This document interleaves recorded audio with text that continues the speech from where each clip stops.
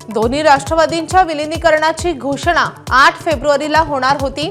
अपघातापूर्वी अजित पवार शरद पवारांची झाली होती चर्चा। खात्रीलायक सूत्रांची माहिती।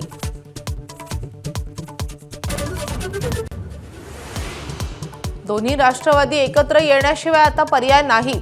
मंत्री नरहरी झिरवळांनी बोलून दाखवली शक्यता। काका पुतण्यात विलीनीकरणाच्या चर्चा झाल्या होत्या असाही दुजोरा।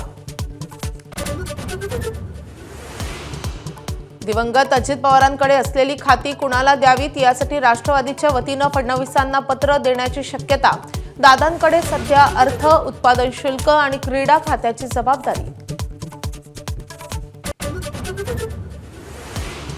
अजित पवारांच्या अकाली निधनामुळे राज्याचा अर्थसंकल्प मुख्यमंत्री फडणवीसच मांडण्याची शक्यता। 23 फेब्रुवारीपासून अर्थसंकल्पीय अधिवेशनाला सुरुवात, तर 6 मार्च रोजी अर्थसंकल्प मांडणार।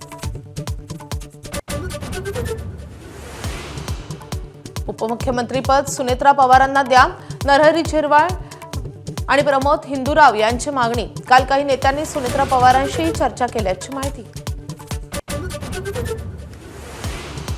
मुंबई महापालिकेतील सत्ता स्थापनेसाठी मुख्यमंत्री आणि उपमुख्यमंत्र्यांची खलबत। भाजप शिवसेना एकत्र गट स्थापन करणार असल्याची सूत्रांची माहिती। मात्र राज्यातल्या दुखवट्यामुळे सत्ता स्थापनेची प्रक्रिया पुढे ढकलण्यावर एकमत। दादांच्या निधनामुळे आगामी झेडपी पंचायत समितीच्या निवडणुकांच्या वेळापत्रकात बदल। आता 7 फेब्रुवारीला मतदान, तर 9 फेब्रुवारीला मतमोजणी। सीटीईटी परीक्षा तेव्हाच असल्यानं शिक्षकांची मात्र अडचण।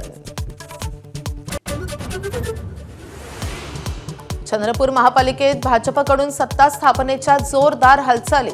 ठाकरेंची शिवसेना, वंचित आणि अपक्षांच्या 10 नगरसेवकांची भाजपच्या वरिष्ठ नेत्यांसोबत चर्चा। 2 फेब्रुवारीला गट नोंदणी होण्याची शक्यता। सोन्या चांदीच्या दरातील नवनवे विक्रम थांबता थांबेनात। चांदी किलोमागे 4,05,000वर, तर सोनं 1,82,000 रुपये तोळा। एबीपी माझा, उघडा डोळे बघा नीट।